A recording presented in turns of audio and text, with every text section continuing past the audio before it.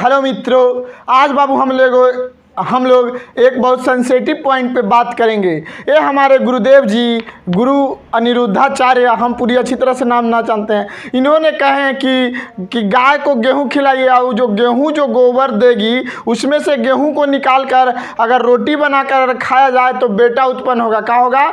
बेटा पैदा लेगा। लेकिन ऐसा तो नहीं हुआ। मैंने बहुत सारा रिसर्च किया, रिसर्च करते करते तक यहाँ तक हमारा नौबत आ गया कि मेरा माथा पूरा धर लिया था, समझे, दर्द से पूरा।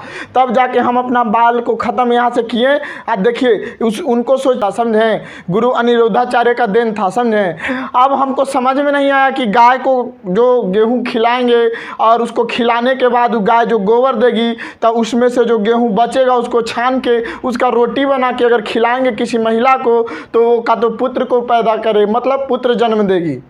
लेकिन ऐसा इतना हम कहीं भी हर एक किताब में खोजे बाबुआ, लेकिन हमरा नहीं मिला। लेकिन एगो चीज़ पता चला कि एगो बिल्ला रहता है अमेरिका तरफ, समझें, तो उसको बिया खियावल जाता है लाल लाल जब पका रहता है, तो वह जब पोटी करता है ना तो ओकरा में से जब बीवा निकलता है वो बिलवा में से तो ओकरे कूच के कॉफ़ी बनता है। और कॉफ़िया इस दुनिया के बहुत महंगा कॉफ़ी है। क्या है वो कॉफ़ी जो है इस दुनिया का बहुत महंगा कॉफ़ी है।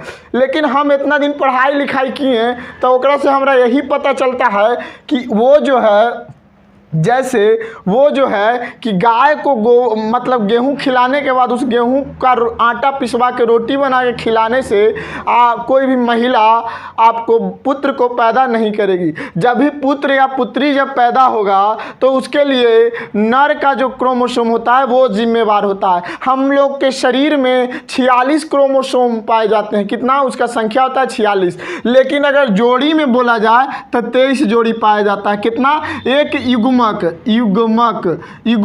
है, एक होता है नर युग्मक। क्या होता है? नर युग्मक। इसमें एक जो गुणसूत्र होता है, एक गुणसूत्र जो होता है वो लिंग निर्धारण का कारण बनता है। किसका कारण बनता है? लिंग निर्धारण का कारण बनता है, समझे। जैसे आपका पुरुष में मतलब जो नर जो होता है उसमें XY होता है। क्या होता है? XY। और उसमें 23 जोड़ों में से एक ही जोड़ी जो है Y, वो आपका क्या, या बच्चा पैदा लेगा या बेबी पैदा लेगी, या बच्ची पैदा लेगी या बच्चा पैदा लेगा। तो अगर X वाला अगर मिलेगा, जैसे महिलाओं में XX पाया जाता है। क्या पाया जाता है? अंडाणु में जो गुणसूत्र या क्रोमोसोम जो होते हैं वो XX होते हैं। तो अगर यहाँ से अगर XX मिलेगा, क्या मिलेगा?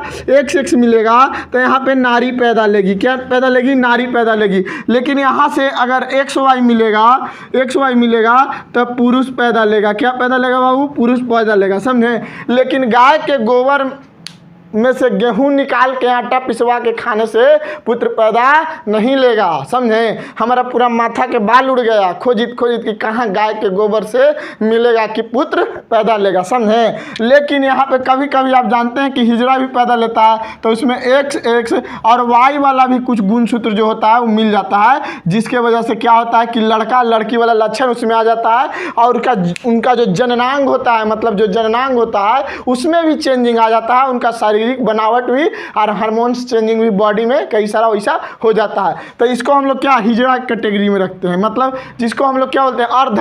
अर्ध मतलब आधा उसमें फीलिंग लड़का का रहेगा, आधा लड़की का रहेगा, समझे। लेकिन यहाँ पे आपका जब XX मिलेगा तो नारी पैदा लेगी और XY मिलेगा तो पुरुष पैदा लेगा। लेकिन गुरु अनिरुद्धाचार्य जी को प्रणाम, क्योंकि वो बहुत अच्छे आदमी हैं, लेकिन उनको साइंस के बारे में पता नहीं होगा। तब तक के लिए जय हिंद, वंदे मातरम।